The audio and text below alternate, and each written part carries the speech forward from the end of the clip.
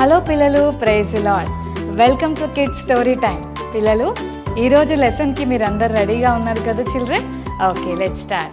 పిల్లలు, ఒక ఊరిలో ఒక పెద్ద సముద్రం ఉంది. ఎంతమంది సీ చూశారు? అమ్మ, వాటర్ చాలా ఎక్కువ ఉంటాయి కదా, అవతల ఇంకా మనకి ఏం కనిపించదు, ఓన్లీ వాటరే కనిపిస్తాయి. అంత పెద్ద సముద్రంలో దాని అలలు ఒడ్డున చాలా ఎక్కువగా కనిపిస్తాయి కదా. అయితే ఆ సముద్రపు ఒడ్డున ఒక పెద్ద టవర్ ఉంది పిల్లలు. దాన్ని లైట్ హౌస్ అంటారు. అంటే ప్రతిరోజు సాయంత్రం అక్కడ నుండి లైట్ వస్తుంది. ఎందుకు ఆ లైట్ అంటే, ఆ సముద్రం మీద చాలామంది జాలర్లు, ఫిషర్మెన్ మరి బోట్లలో ప్రయాణం చేసి లోపలికి వెళ్ళి ఫిషెస్ పట్టుకొద్దామని వెళ్తూ ఉంటారు. రాత్రి అయిపోయేసరికి ఏమి కనిపించదు కదా, మరి ఒడ్డెక్కడుందో తెలీదు. మన సముద్రం లోపల ఉన్నామా లేక ఒడ్డుకున్నామా తెలుసుకోవాలంటే ఆ లైట్ హౌస్ని ఫాలో అవుతుండేవాళ్ళు. ఆ లైట్ వెలిగించడానికి ఒక అంకుల్ ఉండేవాడు. ఆ అంకుల్ పేరు శామ్. ప్రతిరోజు కొంచెం చీకటి అవ్వబోతుంది అనేసరికి ఆ టవర్ దగ్గరికి వెళ్ళిపోయి తన డ్యూటీ చాలా చక్కగా చేసుకుంటుండేవాడు. శామ్ అంకుల్కి ఒక చక్కటి పాప ఉంది. ఆ పాప పేరు టోబీ. ఏం పేరు పిల్లలు?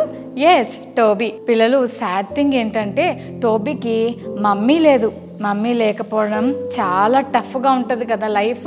మన ఇంట్లో ప్రతి విషయంలో మనకు హెల్ప్ చేసేది మమ్మీ. ఫుడ్ పెట్టాలన్నా, డ్రెస్సెస్ రెడీ చేయాలన్నా, లేకపోతే మీకు ఏదైనా కావాలంటే వండాలన్నా, ఏ విషయంలోనైనా మీకు బాగాలేకపోతే చూసుకోవాలన్నా మమ్మీ చాలా సపోర్ట్ చేస్తుంది కదా.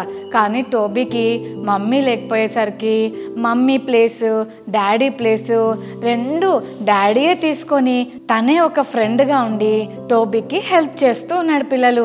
ఒకరోజు టోబీ వాళ్ళ డాడీ వాళ్ళ డాటర్ని తీసుకెళ్ళాడు. ఏ టోబీ, మన ఇద్దరం కలిసి ఈరోజు వర్క్ ప్లేస్కి వెళ్దామా? ఈరోజు నువ్వు నాతో పాటు రా, నేను నీకు చూపిస్తాను అసలు ఎలా ఉంటుందో అని అనుకొని వాళ్ళ డాటర్ని తీసుకెళ్ళి అప్పుడప్పుడు చూపిస్తూ ఉండేవాడు పిల్లలు. ఒకరోజు ఏమైందంటే వాళ్ళ డాటర్ని తీసుకొని ఆ లైట్ హౌస్ రూమ్లో పెట్టి, నాన్న నువ్వు ఇక్కడ జాగ్రత్తగా ఉండు, నేను ఇప్పుడే వెళ్ళి కొన్ని సరుకులు తీసుకొని వస్తాను అని చెప్పి అంకుల్ బయటికి వెళ్ళాడు పిల్లలు. టోబీ, ఓకే డాడీ, నేను ఇక్కడే ఉంటాను, త్వరగా వచ్చాయే, చీకటి పడకముందే వచ్చాయంటే ఖచ్చితంగా వచ్చేస్తాను నాన్న, ఆ లైట్ వెలిగించే పనిలో ఉండాలి అని చెప్పాడు పిల్లలు. అయితే ఓకే డాడీ అని చెప్పి టోబీ వాళ్ళ డాడీని పంపించింది. వాళ్ళ డాడీ బయటికి వెళ్తున్నాడు పిల్లలు. కానీ అదే సమయంలో కొంతమంది దొంగలు ఒక ప్లాన్ వేశారు. అదేంటంటే, ఈరోజు లైట్ హౌస్లో ఆ లైట్ వెలిగించే శామ్ అంకుల్ని ఎట్లయినా సరే అక్కడికి వెళ్ళనీయకుండా మనం ఆపాలి. ఆయన ఎప్పుడైతే బయటికి వస్తాడో ఆయన్ని పట్టేసుకుందాం. ఆయన్ని ఆ లైట్ వెలిగించకుండా మనం ఆపేస్తే ఈరోజు సాయంత్రం మరి సీలో ఉన్న ఆ ఫిషర్మెన్, తర్వాత పెద్ద పెద్ద బిజినెస్ మెన్లు ఆ ఊరు నుంచి ఈ ఊరికి చాలా కాస్ట్లీ సరుకులు తీసుకొని వస్తుంటారు కదా, వాళ్ళకి దారి తెలియదు. లైట్ ఉండకపోతే వాళ్ళకి దారి తెలియదు. అప్పుడు వాళ్ళ ఎక్స్పెన్సివ్ థింగ్స్ అన్నీ మనం దొంగతనం చేసేద్దాం అని చెప్పి వాళ్ళందరూ ప్లాన్ చేశారు. ఎందుకంటే ఆ సముద్రంలో కొన్ని రాళ్ళు ఉంటాయి. ఆ రాళ్ళు మరి పగలంతా పైకి కనిపిస్తాయి. సాయంత్రం అయ్యేసరికి వాటర్ లెవెల్ పెరిగి ఆ వాటర్ అంతా ఆ రాళ్లను కప్పేస్తుంది. అందుకే సాయంత్రం లోపలే మరి వాళ్ళ డాడీ లైట్ హౌస్లోకి వెళ్ళిపోయి రెడీగా ఉంటాడు. ఇప్పుడు సాయంత్రం అవుతున్నా కొద్దీ వాటర్ లెవెల్ పెరగటం వల్ల ఆ బండలు కనిపించవు. అప్పుడు షిప్పులు వచ్చి అక్కడ గుద్దుకొని అక్కడ పడిపోతాయి, బ్రేక్ అయిపోతాయి, అన్నీ మనం దోచుకోవచ్చు అని ఈ దొంగలు ప్లాన్ చేసుకున్నారు పిల్లలు. అయితే ఈ విషయం పాపం శామ్ అంకుల్కు తెలీదు, ఒంటరిగా ఆ లైట్ హౌస్లో ఉన్న టోబీకి తెలీదు. హే, వస్తున్నాడురా, అదిగో బాస్కెట్ తీసుకొని వస్తున్నాడురా, మంచి టైం దొరికిందిరా, పట్టుకుందాం, వాడిని కొట్టేద్దాం, మరి వాడిని కాళ్ళు చేతులు కట్టేసి మన షెడ్లో పడేద్దాంరా అని చెప్పి మెల్లగా వెళ్తున్నారు పిల్లలు. అయ్యో పాపం, ఈ విషయం అంకుల్కి తెలియక బాస్కెట్ పట్టుకొని వెళ్తా ఉన్నాడు పిల్లలు. వెంటనే వెనక వెనకాల నుంచి దాక్కుని గోడ వెనకాల దాక్కున్న ఈ దొంగలు మెల్లగా వెళ్ళి శామ్ అంకుల్ని గట్టిగా పట్టేసుకున్నారు. హే, ఎవరు మీరు? ఎందుకు నన్ను పట్టుకుంటున్నారు? వదిలేయండి, కాపాడండి, కాపాడండి అని ఎంత కేకలు వేస్తున్నా అంకుల్ని కాపాడటానికి అక్కడ ఎవరు లేరు పిల్లలు. అంకుల్ చేతులు కట్టేశారు, కాళ్ళు కట్టేశారు. అయ్యో దేవా, ఇప్పుడు టోబీ పరిస్థితి ఏంటి? ఒక్కతే ఉంది. ఇప్పుడు నేను కాసేపట్లో వెళ్ళిపోవాలి. ఆ లైట్ హౌస్లో లైట్ వెలగకపోతే ఇప్పుడు షిప్పుల్లో ఉన్న వాళ్ళందరూ కూడా ఆ రాళ్ళకు గుద్దుకొని అక్కడ పడిపోతారు, అక్కడ యాక్సిడెంట్ అయిపోతుంది. అయ్యో ఏం చేయాలి ప్రవ్వా? హెల్ప్ చేయ ప్రవ్వా, నా కూతురికి హెల్ప్ చేయ ప్రవ్వా, అలాగే ఆ షిప్పులు కూలిపోకుండా హెల్ప్ చేయ ప్రవ్వా అని అక్కడుండి బాగా ఏడ్చుకుంటూ ప్రార్థన చేస్తున్నాడు. ఈ థీవ్స్ అనుకున్నారు భలే దొరికిపోయాడు రా ఈ అంకుల్, ఇప్పుడు మెల్లగా వెళ్దాం. మెల్లగా వెళ్ళి అక్కడ లైట్ ఎలాగో ఎలగదు కాబట్టి మనము ఆ షిప్స్ దగ్గర నుంచి వస్తున్న కాస్ట్లీ గూడ్స్ అన్నిటినీ విలువైనవన్నీ కూడా దోచేసుకుందామని ప్లాన్లు వేసుకొని మంచిగా వెయిట్ చేస్తూ ఉన్నారు పిల్లలు. సన్సెట్ అయిపోతా ఉంది. అయ్యో డాడీ, ఎప్పుడు వస్తావు డాడీ? చీకటి అయిపోతుంది, నాకు భయం అవుతుంది డాడీ. అయ్యో మరి సన్సెట్ అయిపోతుంది, లైట్ వెలిగించాలి, అక్కడ నుంచి షిప్స్ వచ్చేస్తాయి, ఈ రాళ్ళేమో వాటర్ లెవెల్ పెరిగి మునిగిపోతాయి, ఇప్పుడు ఏం చేయాలి అని ఆలోచిస్తుండేసరికి కిటికీలో నుంచి బయటకు చూస్తూ ఉంటే వాటర్ లెవెల్ పెరిగిపోతూ ఉంది, ఆ రాళ్ళు మునిగిపోతూ ఉన్నాయి. అయ్యో ఇప్పుడు నాకు అసలు ఎలా చేయాలో తెలియదు. ఇంతకీ ఆ లైట్ హౌస్ స్విచ్ మొన్న మా డాడీ వచ్చినప్పుడు చూపించాడు, అది అక్కడ పైన ఉంది కదా, ఇప్పుడు నేను ఎలా వెళ్ళాలి? నేనేమో చిన్నగా ఉన్నాను, అక్కడ ఒక చిన్న ల్యాడర్ ఉంది, ఎలాగైనా సరే వెళ్ళి ట్రై చేద్దామని చెప్పి అక్కడ ఒక ల్యాడర్ ఉంటే ఆ ల్యాడర్ వేసుకొని మెల్లగా ల్యాడర్ ఎక్కుతూ ఉంది పిల్లలు. ఆ ల్యాడర్ ఏమో అందట్లేదు. డాడీ అంటే హైట్ ఉంటాడు కాబట్టి డాడీ చెయ్యి ఇట్లా అంటే స్విచ్ అందుతుంది, కానీ టోబీకి అందట్లేదు. అయ్యో ఇప్పుడు ఏం చేయాలి? ఒక స్టిక్ తీసుకుంది పిల్లలు. ఆ స్టిక్ సహాయంతో ఆ లైట్ని వెలిగిద్దామని అనుకుంటుంది, కానీ ఆ లైటు అందట్లేదు పిల్లలు.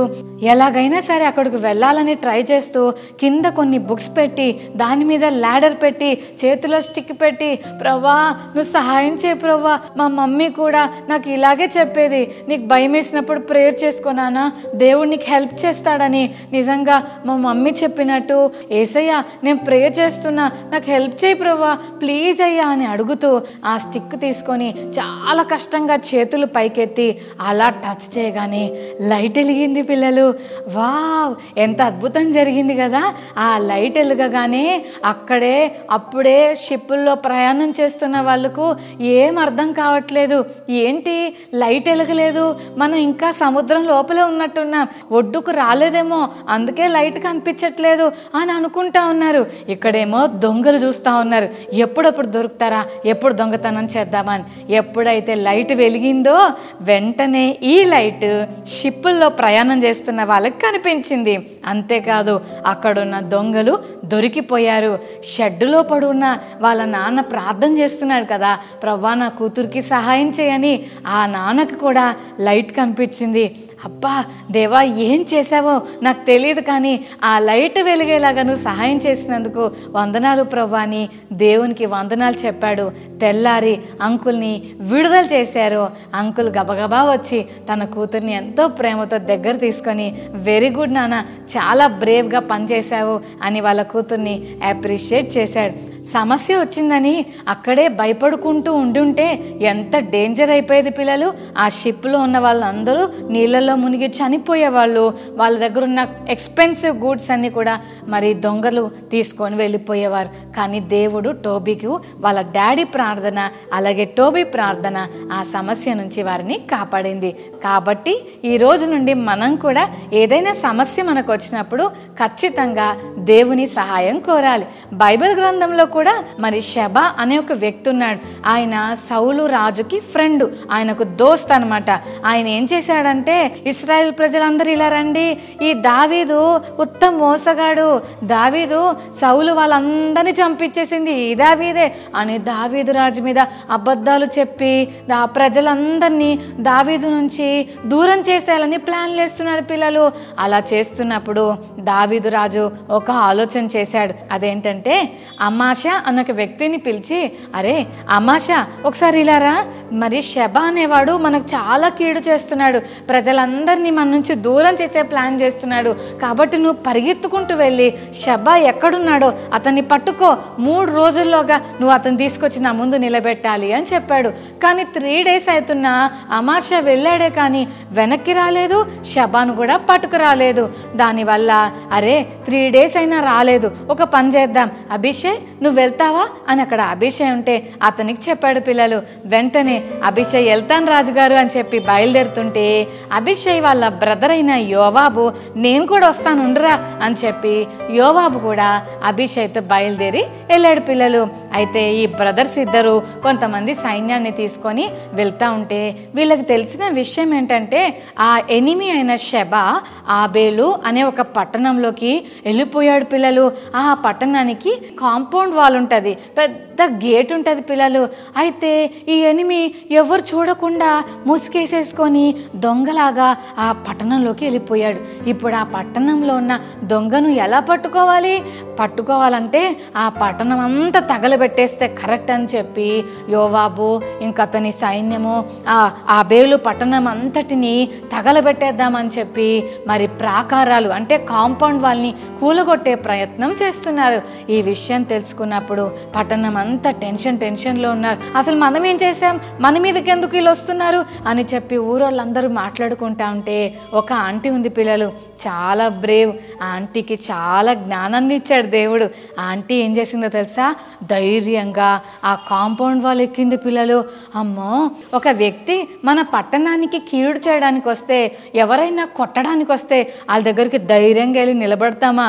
అమ్మో మమ్మీ నాకు భయం వేస్తుంది, డాడీ నాకు భయం వేస్తుంది అని తప్పించుకుంటాం కదా. కానీ ఈ ఆంటీ ఎంత బ్రేవ్ కదా. పిల్లలు ఆ పట్టణపు గోడలు ఈ ఆంటీ ఎక్కి వాళ్ళతో మాట్లాడుతూ అంటుంది, యోవాబు ఇక్కడ మీరేనా అని అడిగింది. పిల్లలు అవునండి నేనే యోవాబుని అని అంటే, మీతో మాట్లాడొచ్చా అండి అని అడిగితే అప్పుడు ఆయన అన్నాడు, ఎస్ మాట్లాడండి, చెప్పండి ఏంటి అని అంటుంటే అప్పుడు ఈ ఆంటీ అనింది, కాదండి మా పట్టణం చాలా ఫేమస్ పట్టణం, ఎవరికైనా ఏదైనా ప్రాబ్లమ్స్ వస్తే మా దగ్గరకు వచ్చి వాళ్ళ ప్రాబ్లమ్ సాల్వ్ చేసుకుంటారు, మా పట్టణాన్ని ఎందుకు నాశనం చేస్తున్నారండి అని ఆ ఆంటీ అడిగితే అప్పుడు యోవాబు అంటున్నాడు, మీరు కాదమ్మా మీ ఊరిలోకి షెబా అనే ఒక ఎనిమి వచ్చాడు, వాడు చాలా డేంజర్, వాడిని చంపుదామనుకుంటే వాడు మీ ఊరిలోకి దూరిపోయాడు, వాడిని పట్టుకోవడం మా వల్ల కాక ఇదిగో ఈ పట్టణాన్ని తగలబెట్టేద్దాం అని అనుకుంటున్నామని అంటే అప్పుడు ఆంటీ అనింది, ప్లీజ్ నా మాట విని ఒక్క నిమిషం ఆగండి, మీకు కావాల్సింది షెబానే కదా, ఇప్పుడే మేమేం చేస్తామో చూడండి అని గబగబా ఆ గోడ దిగేసి ఊర్లో ఉన్న అంకుల్స్ అందరికీ చెప్పింది. పిల్లలు మన మీద కాదంట, మన పట్టణానికి వచ్చిన షెబా అంట, వాడి వల్లే మన పట్టణం ఇంత డిస్టర్బ్ అవుతుంది, వాడిని పట్టుకోవాలి మనం అని చెప్పి ఆంటీ అన్నప్పుడు అందరూ కలిసి మొత్తానికి షెబాను వెతికారు, పట్టుకున్నారు. వెంటనే షెబాను చంపేసి అతని తల తీసుకెళ్ళి గోడవతల పడేశారు. పిల్లలు ఎప్పుడైతే ఆ షెబా యొక్క తల నరికి గోడవతల పడేశారో అప్పుడు ఆ యోవాబు అతని టీం అంతా కూడా మరి ఏ హాని చేయకుండా తిరిగి వెళ్ళిపోయారు. పిల్లలు ఈ ఆంటీకి ఎంత ధైర్యం కదా, తన మీదకి వస్తున్న శత్రువుతో ఎంత బ్రేవ్గా నిలబడి మాట్లాడింది. నిజంగా ఇందాక మనం చూసాం టోబీ ఎంత బ్రేవ్గా బిహేవ్ చేసిందో, అలాగే ఈ ఆంటీ కూడా ఎంతో బ్రేవ్గా నిలబడి ఎనిమీతో మాట్లాడింది. ఏ షెబాను బట్టి ఆ ఊరంతా డిస్టర్బ్ అయిపోయిందో ఆ డిస్టర్బెన్స్నే బయటపడేస్తే ఆ పట్టణంలో ఎంతో నెమ్మది వచ్చింది. చెల్లి తమ్ముడు ఇక్కడ మనం ఒక విషయం నేర్చుకోవాలి, సాతానుగాడు ఎప్పుడైతే మన హృదయంలో ప్రవేశిస్తాడో పాపం అనేది మన జీవితంలోకి చేరి మన జీవితాన్ని దేవుడిచ్చిన పీస్ లేకుండా చాలా డిస్టర్బెన్స్ చేసేస్తూ ఉంటుంది. అయితే మనం ఏం చేయాలో తెలుసా, మన జీవితాన్ని పాడు చేసుకోవద్దు, కానీ మన జీవితాన్ని పాడు చేయడానికి వచ్చిన ఎనిమినే మనం చంపి బయటకు పడేయాలి. ఆ సిన్ను కనుక మనం చంపకపోతే ఆ సిన్ను వల్ల మనమే చనిపోయే ప్రమాదం ఉంది. ఆ ఆంటీ వాళ్ళు షెబాను చంపకపోతే ఊరంతా చచ్చిపోయేవాళ్ళు, కానీ ఒక్క షెబాను చంపినందుకు ఊరంతా బ్రతికారు. మనం కూడా అంతే, మనలో ఉన్న పాపాన్ని చంపితే మనం బ్రతుకుద్దాం. ఒకవేళ ఆ పాపాన్ని నిర్లక్ష్యం చేసి ఏమవుతుందిలే అని వదిలేస్తే మనం కూడా చనిపోయే ప్రమాదం ఉంది. కాబట్టి టోబీ అక్క బ్రేవ్గా బిహేవ్ చేసినట్లు, ఆబేలు పట్టణంలో ఉన్న ఆ ఆంటీ బ్రేవ్గా బిహేవ్ చేసినట్లు, ఈరోజు చెల్లి తమ్ముడు నువ్వు కూడా బ్రేవ్గా బిహేవ్ చేసి నీలో ఉన్న డిస్టర్బెన్స్కు కారణమైన ఆ పాపాన్ని చంపి బయటకు పడేసి దేవుడిచ్చే సమాధానాన్ని మనం పొందుకోవాలని ఈరోజు కిడ్స్ స్టోరీ టైం ద్వారా మనం నేర్చుకుంటున్నాం. మరి ప్రార్థన చేసుకుందామా? దేవుని సహాయం అడుగుదామా చిల్డ్రన్? రైట్, కళ్ళు మూసుకోండి, ప్రార్థన చేసుకుందాం. ప్రేమగల తండ్రి, మీకు వందనాలు ప్రభువా. ఈరోజు కిడ్స్ స్టోరీ టైం ద్వారా మీరు మాతో మాట్లాడిన మాటలను బట్టి వందనాలు. టోబీ అక్క ఎంతోమంది చనిపోకుండా ఆ అక్క ఎలా కాపాడిందో, అలాగే ఆబేలు పట్టణంలో ఉన్న ఆ ఆంటీ కూడా ఆ పట్టణంలో ఉన్న వారు చనిపోకుండా ఎలా కాపాడిందో, అలాగే మేము కూడా పాపంలో చనిపోకుండా మమ్మల్ని మీరు కాపాడటానికి వచ్చారు ప్రభువా. మరి మా హృదయంలో నీవిచ్చే సమాధానాన్ని డిస్టర్బ్ చేయడానికి వచ్చిన పాపాన్ని చంపి బయటకు పడవేసే కృప మా అందరికీ దయచేయమని, ఈ కిడ్స్ స్టోరీ టైం వింటున్న ప్రతి చెల్లి తమ్ముని స్పెషల్గా బ్లెస్ చేయమని యేసు నామమున వేడుకొని ప్రార్థిస్తున్నాం తండ్రి. ఆమేన్, ఆమేన్.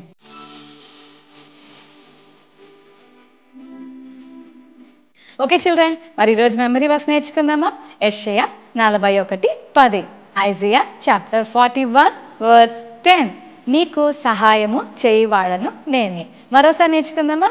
యెషయా 41:10, నీకు సహాయము చేయువాడను నేనే. యెషయా 41:10. Okay children, God bless you, bye.